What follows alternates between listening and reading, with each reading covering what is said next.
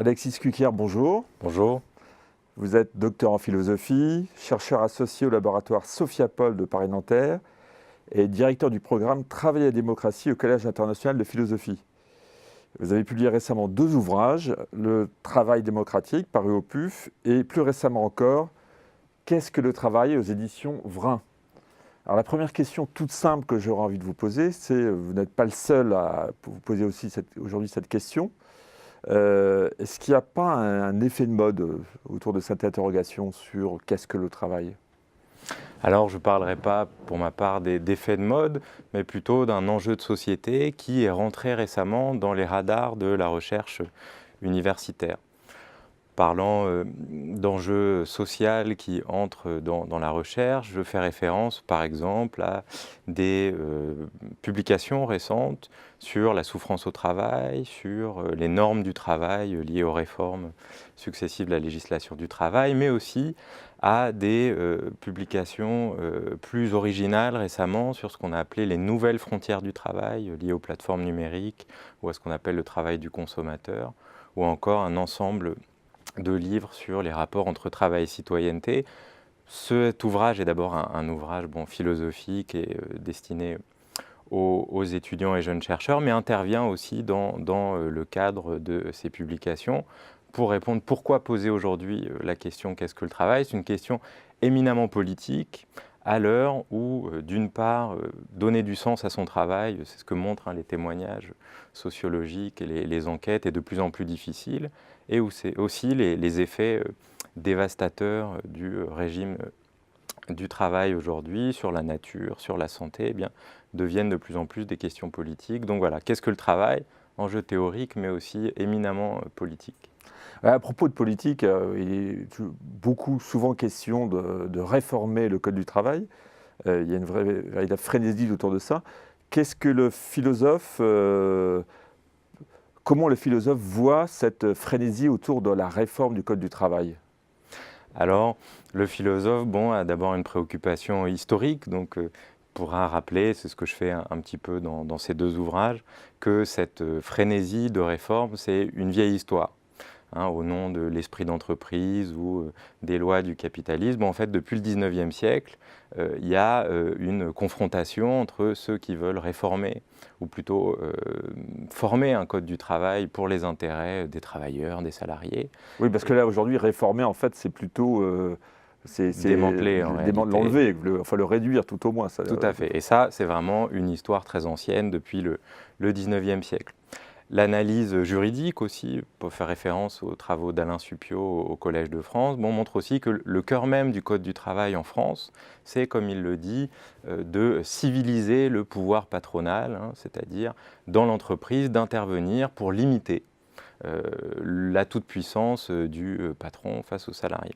Cela étant, aujourd'hui, il me semble qu'il y a quelque chose d'un peu nouveau. Donc c'est une vieille histoire, mais c'est aussi le travail du philosophe politique de voir ce qu'il y a de nouveau. Et ce qu'il y a de nouveau, me semble-t-il particulièrement, c'est qu'il s'agit d'un projet assez cohérent au niveau européen.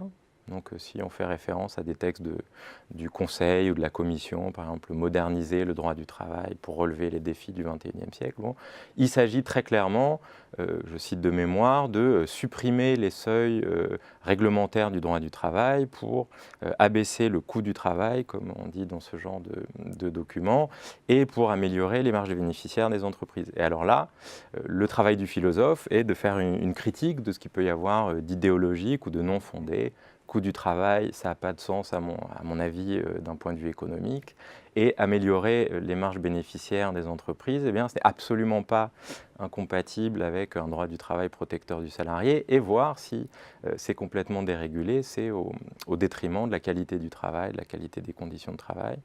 Donc voilà, à la fois dans Qu'est-ce que le travail et dans le travail démocratique, j'essaie de montrer, d'une part, ce projet cohérent de celle des réformes, mais aussi qu'il y a des ressources juridiques dans le Code du travail, en France, ailleurs, et dans ce qu'on pourrait en faire aussi pour le changer, le réformer dans l'autre sens, pour précisément aller contre cette dégradation du travail, ce que j'appelle aussi cette dédémocratisation du travail.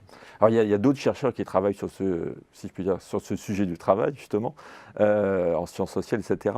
Quel est le dialogue entre en fait, ces chercheurs, sociologues, spécialistes du droit du travail, etc., et les philosophes? Comment ça s'articule?